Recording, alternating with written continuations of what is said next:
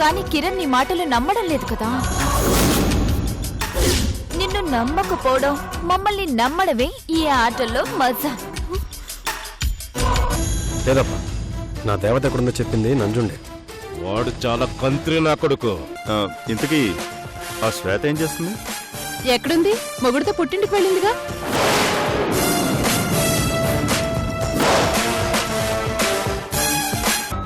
నీ కడుపులో పెరుగుతున్న బిడ్డ నీది కాదంట కదా.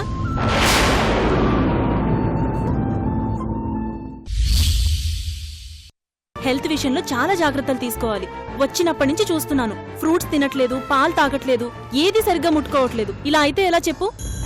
ఆ విషయాలన్నీ నేను చెప్తాను గాని అక్కని కాసేపు వదిలే, రెస్ట్ తీసుకుంటుంది.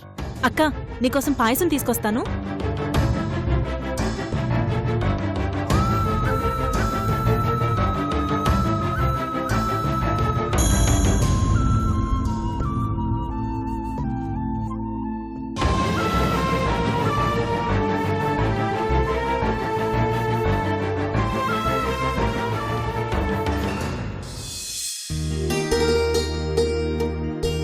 అమ్మ శ్వేత, నువ్వు ఇవ్వబోయే బుల్లి మనవడు ఊగబోయేది ఈ ఉయ్యాల్లోనేనమ్మా.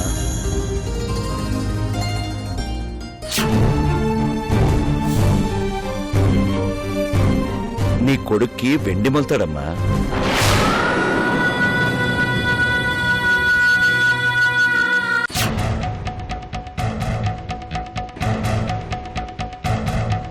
నీకు పుట్టబోయే బిడ్డకి ఏ పేరైతే బాగుంటుందో చూడమ్మా.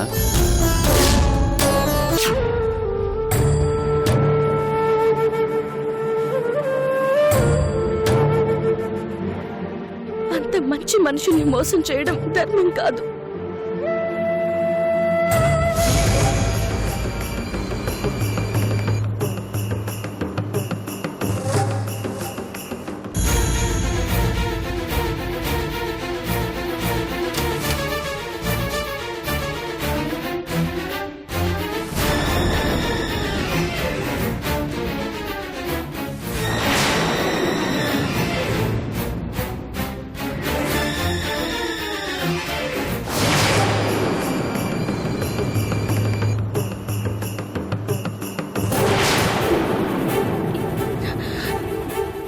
మాటిచ్చి మాట తప్పుతున్నాను. ఇంతకంటే పరిష్కార మార్గం మరొకటి కనిపించడం లేదు. నన్ను క్షమించండి.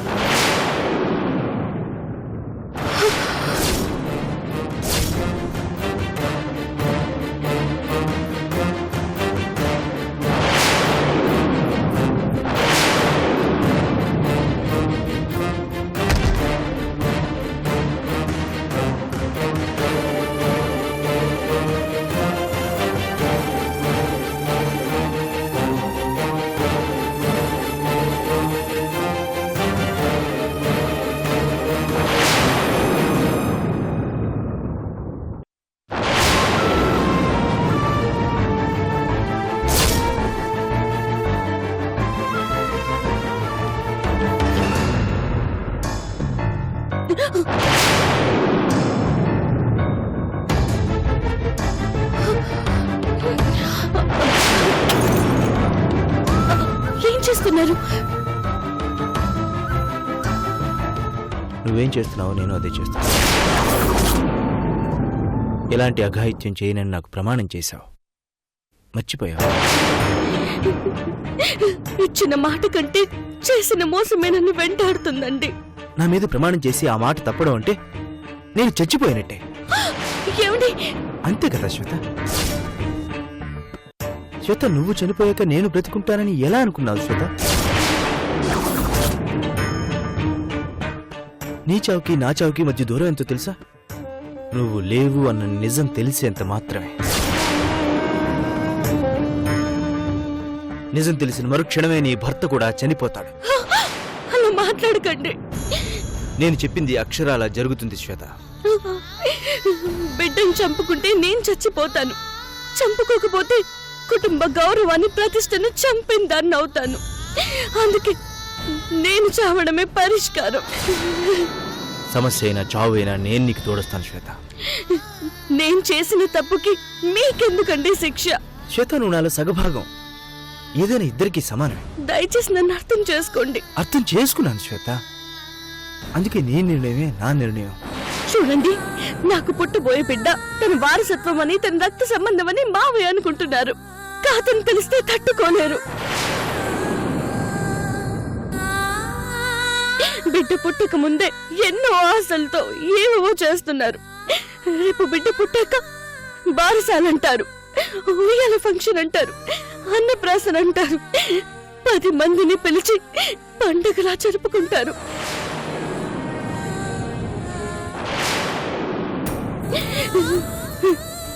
ఎవరి బిడ్డకు అవన్నీ చేస్తుంటే చూస్తూ ఎలా భరించనండి? ఈ పాపపు బిడ్డని వాళ్ళెత్తుకుని మురిపంగా ముద్దాడుతుంటే అది చూస్తూ ప్రతి క్షణం నేను నరకం అనుభవించాలి. అందుకే ఈ బిడ్డని వాళ్ళ చేతుల్లో నేను పెట్టలేను. ఈ బిడ్డ నత్తి ఎత్తుకుని ఆనందపడకూడదు,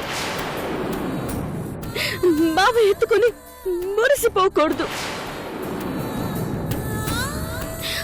సునందకెత్తుకుని సంతోషపడకూడదు. అలా జరగాలంటే నేను వాళ్ళకి దూరం అయిపోవాలి,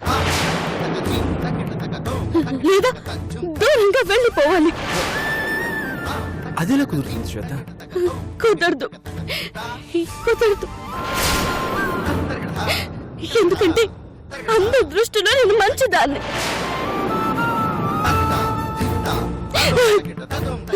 అందరూ నెత్తని పెట్టుకున్నదాన్ని. వాళ్ళు నన్ను దూరం చేసుకోరు. అందుకే నేను ఒక నిర్ణయం తీసుకున్నాను. మనుషులు దూరం అవ్వాలంటే ముందు మనసులు దూరం అవ్వాలి. మనసులు దూరం అవ్వాలంటే ఆ మనిషి మీద ఉన్న ప్రేమ, నమ్మకం దూరం అయిపోవాలి. అలా పోవాలంటే శ్వేత మీద అందరికీ కోపం, ద్వేషం, అసహ్యం కలగాలి. అలా కలగాలంటే నేను కఠినంగా మారాలి. వాళ్ళ మనసులు గాయపడేలా ప్రవర్తించాలి. ఏం మాట్లాడుతున్నావు శ్వేత? అవునండి, నేనలా కట్టుగా ప్రవర్తిస్తేనే నాపై వాళ్ళకి అసహ్యం కలుగుతుంది. ఏరు కోరి తెచ్చుకున్న కోడలు ఎంత గయ్యాలదా అని అత్తయ్య మావే అనుకోవాలి. శ్వేత ఈ ఇంటి దేవత కాదు, ఈ ఇంటికి పట్టిన దయ్యమని రాత పెద్దమ్మ అనుకోవాలి. నా చెల్లెలు కుటుంబంలో కలిసిపోయే మనిషి కాదు, కుటుంబాన్ని విడదీసి రాక్షసని సునందకు అనుకోవాలి. అలా ఎప్పటికీ అనుకోను. శ్వేత కుటుంబ పరువు కాపాడే అమ్మాయే కాని కుటుంబ మర్యాదని, గౌరవాన్ని మంటగలిపే అమ్మాయి కాదని మన ఇంట్లో వాళ్ళందరికీ తెలుసు. ఆ నమ్మకాన్ని చెరిపేస్తాను. శ్వేత ఇన్నాళ్ళు నాటకం ఆడింది, ఇప్పుడు అసలు బుద్ధి బయట పెట్టుకుందని అందరూ నమ్మేలా చేస్తాను. శ్వేత, నీ నిర్ణయం కరెక్ట్ కాదు శ్వేత. అయితే నన్ను చావనివ్వండి.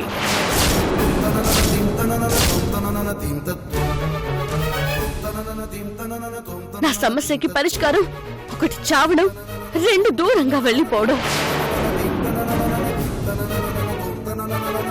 శ్వేత, నువ్వు అనుకున్నది ప్రాక్టికల్ గా అంత ఈజీ కాదు. దయచేసి నా మాట కాదనకండి, నాకు మాట ఇవ్వండి.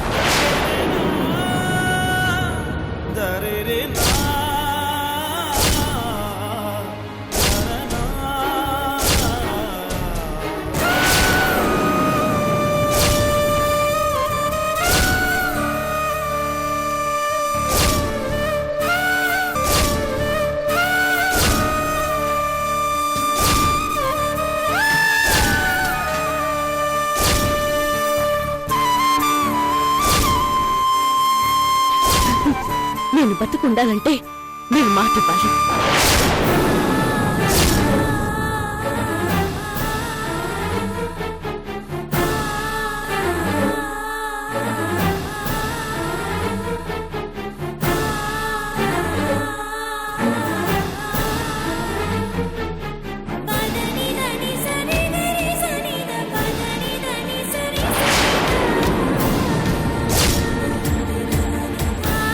ప్రామిస్. ఈ క్షణం నుంచి మీరు మరో శ్వేతం చూస్తారు.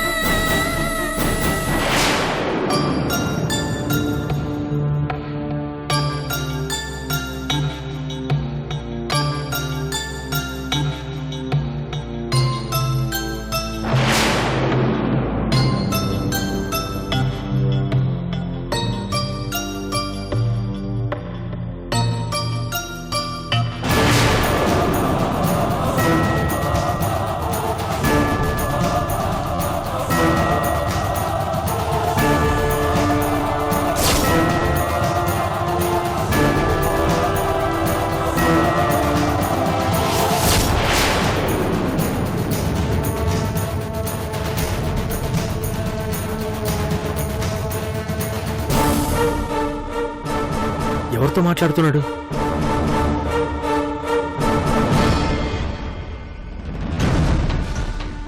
ఎవరో ఉన్నట్టే మాట్లాడుతున్నాడు.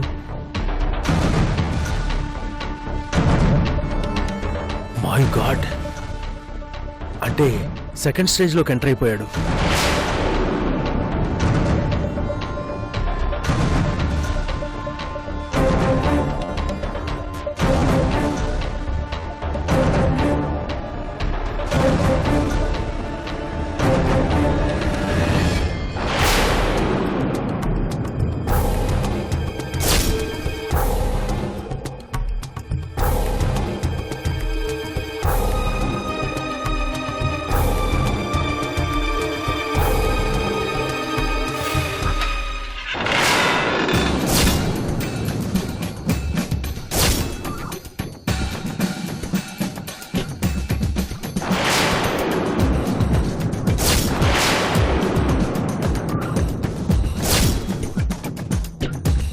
వీడేంటి ఇక్కడ ప్రత్యక్షమయ్యాడు?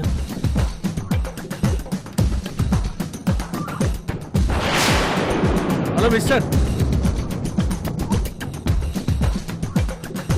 Hello hello mister.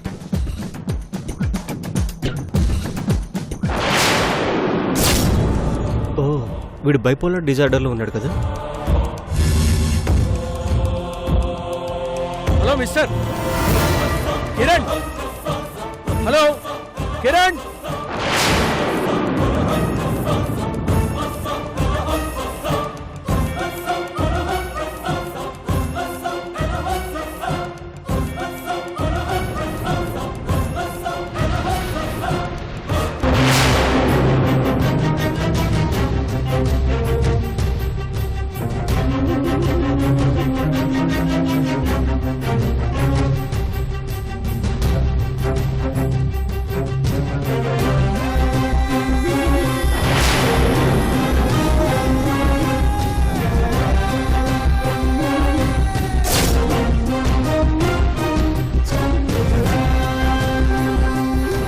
క్షణాల్లో మిస్ అయ్యాను.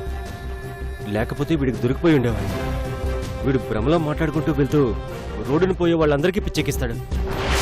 హలో, ఎక్స్క్యూజ్ మీ, కిరణ్ గారు.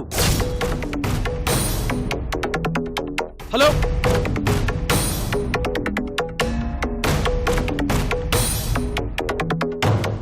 కిరణ్ గారు.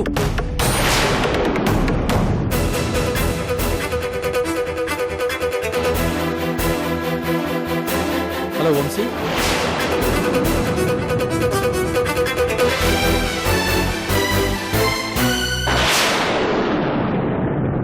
వీడు నన్ను ఎప్పుడు చూశాడు? అంటే వీడికి నేను చనిపోయినట్టు తెలియదన్నమాట. Hello doctor.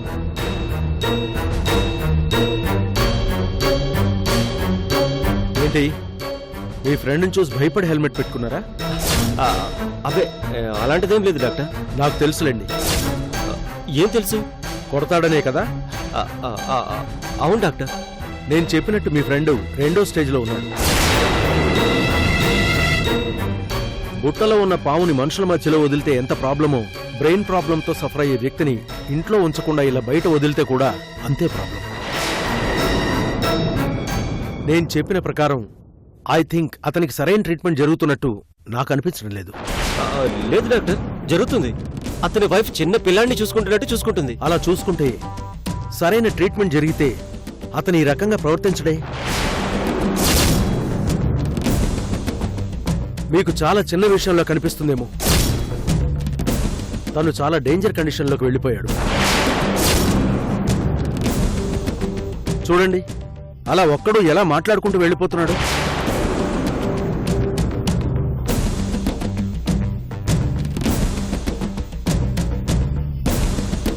ఎంత అబ్నార్మల్ కండిషన్ ఇది. అవును డాక్టర్. నాకు తెలిసి ఈ గ్యాప్లో మీ ఫ్రెండ్ మీ మీద కానీ తన వైఫ్ మీద కానీ అటాక్ చేసి ఉండాలి. నో డాక్టర్, అలాంటిదేం జరగలేదు.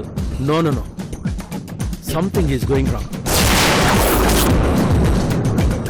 పరిస్థితి ఇంకా విషమించక ముందే మీరు కేర్ తీసుకోకపోతే రోగ లక్షణాలు ఇంకా ముదిరిపోతాయి. నెక్స్ట్ స్టేజ్లో అతను మనుషుల్ని నిర్దాక్షిణ్యంగా చంపుతాడు.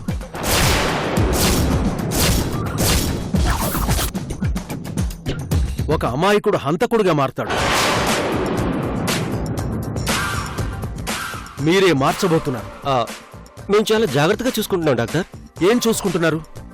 అతన్ని అలా రోడ్డుపైన వదిలేసి మీకేం కాకుండా జాగ్రత్త పడుతున్నారు, అంతేగా? అందుకే ఒకసారి మీ ఫ్రెండ్ వైఫ్ని కలిసి మాట్లాడాలంటున్నాను. తనేదో సెమినార్ కోసం అవుట్ ఆఫ్ స్టేషన్ వెళ్ళింది. రాగానే మీకు కాల్ చేయిస్తాను. మర్చిపోకండి, తనతో మీరు ఎంత తొందరగా కాల్ చేయిస్తే అంత మంచిది. అలాగే డాక్టర్. తొందరగా వెళ్ళి మీ ఫ్రెండ్ని ఇంటికి తీసుకెళ్ళండి. Okay doctor.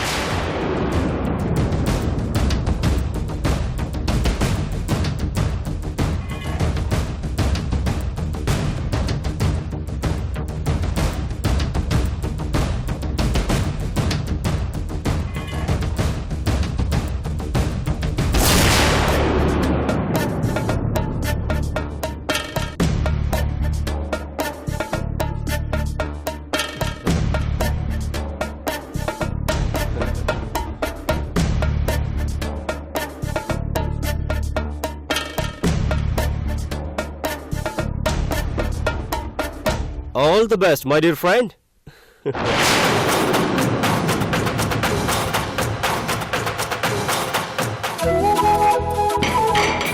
అవన్నీ నేను సర్దుకుంటేలే గానీ నువ్వు వెళ్ళి అక్కాళ్ళని భోజనానికి పిలు. అక్క, భోజనానికి రండి.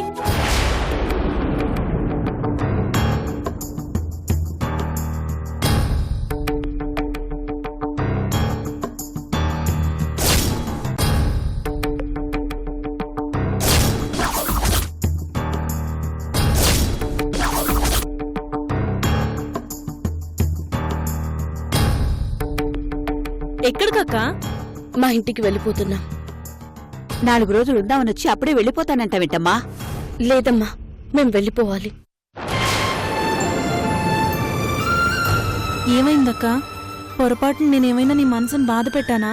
అలాంటిదేం లేదప్పన్నా. మరెందుకు వెళ్ళిపోతున్నారు? 2 రోజులు ఉండండి బాబు. అది మీరు గుర్తొస్తున్నారు చూడాలనుంది అంటే తీసుకొచ్చాను, కానీ ఇప్పుడు ఒక్క పూట మమ్మల్ని చూసేసరికి మేము బోర్ కొట్టేశాం, అందుకే తీసుకెళ్లిపోతున్నారు, అంతేనా? చచ్చా అలాంటిదేం లేదప్పన్నా. అలాగే ఉంది మరి. అపర్ణ, బ్యాగ్ లోపల పెట్టు. ఇటు ఇవ్వక్క. మేం వెళ్ళాలమ్మా. ఇంత సడన్ గా ఏంటమ్మా? మీకోసం మీకు నచ్చిన వంటలు చేశామక్క. మళ్ళీ వస్తాం కదా. అదేంటమ్మా అలా అంటావు? భోంచేసి 1 గంట రెస్ట్ తీసుకొని వెళ్ళక. ఉండాలనిపించట్లేదమ్మా.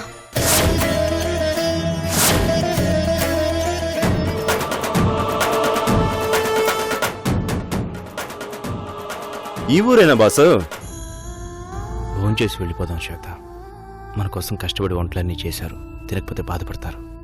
నాకిక్కడ ఒక్క క్షణం కూడా ఉండాలనిపించట్లేదు.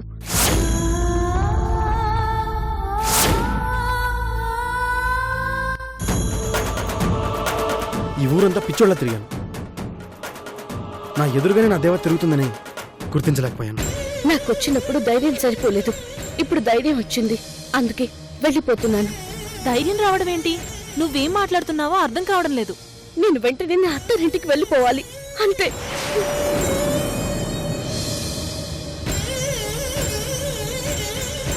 అక్క, బయలుదేరుతాం అంతే. అక్క, అక్క! బావగారు, అక్క ఎందుకు ఇలా చేస్తుంది? ఏమైంది? తను కోరింది ఇవ్వడం, తనకు నచ్చింది చేయడమే నా బాధ్యత. వెళ్ళొస్తాం అపర్ణ. బావగారు బావగారు, అమ్మా మనకు తెలియకుండా మనం ఏమన్నా తప్పు చేశామా? ఇదంతా ఆ భగవంతుడు చేసిన తప్పమ్మా.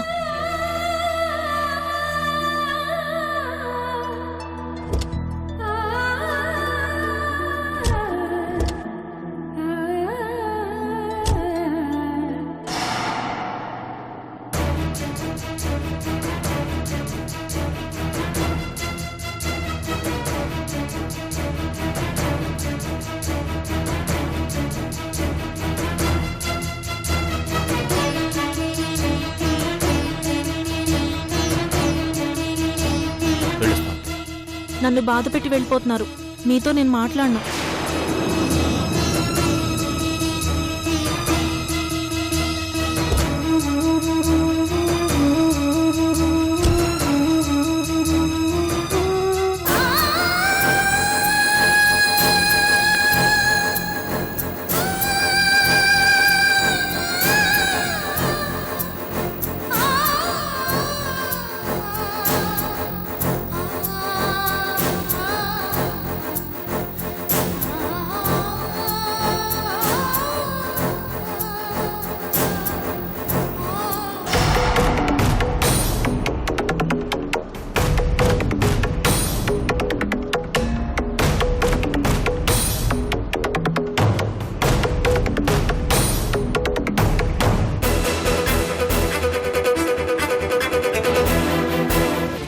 ఇలాంటి వాళ్ళని ఎక్కువ కాలం ఇంట్లో ఉంచకూడదు.